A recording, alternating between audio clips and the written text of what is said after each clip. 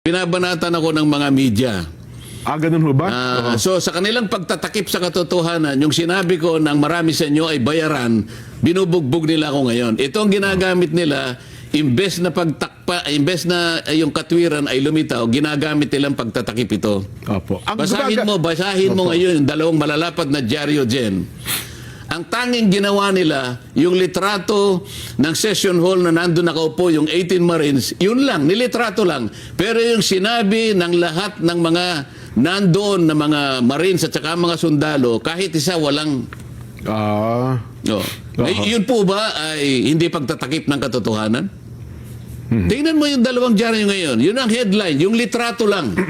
Wala nang iba. Ang kanilang ipinagdiwang ngayon ay yung sinasabi ng ibang dating mga Senate President, Franklin Drilon, Coco Pimentel, na yung 12 sa Abilino versus Cuenco ay ganito at ganyan.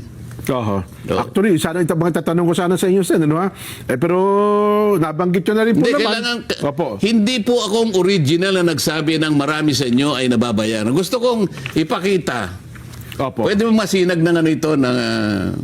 Pwede nyo bang ipasinag para makita ang librong ito? Ano ang title ng librong ito na hawak ko? Ayan. Babasahin ko dyan, ha? News for Sale. The Corruption and Commercialization of Philippine Media. Hindi po ako nagsulat nito. Ang nagsulat po nito mismo ay kasama ninyo,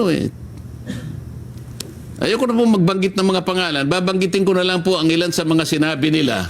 Para lang, ito po, Malu Mangahas, then PPC Executive Director, said in a report to Press Council members that Manila Times reporters said they believe that up to 90% of their colleagues were open to accepting money given by their sources. The practices, this reporter said, was most prevalent among tabloid correspondents who are among the poorest paid in the profession. Reporters cited the following reasons for accepting bribes: the system itself, their having gotten used to it, peer pressure, and acculturation, a lack of understanding of journalism and journalism ethics, and the need for cash. When asked about specific cases of media corruption they know about, reporters recited a litany of sins. Reporters receiving monthly retainers from 5,000 to 10,000 pesos. 2004 edition lang po ito, ha. Finance foreign trips, night outs in pubs, sauna baths and restaurants, contract brokered by corporation with promised commissions in exchange.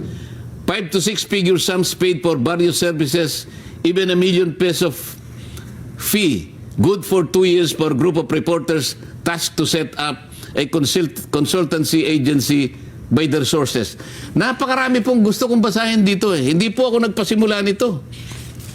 Corruption is damaging the media's credibility and undermining their potential as an information source and as a tool for strengthening Philippine democracy.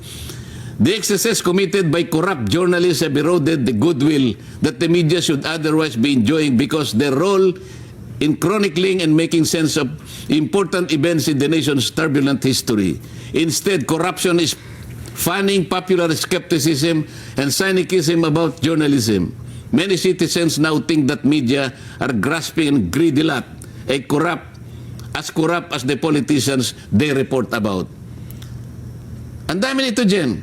So, hindi po ako nagpasimula nito.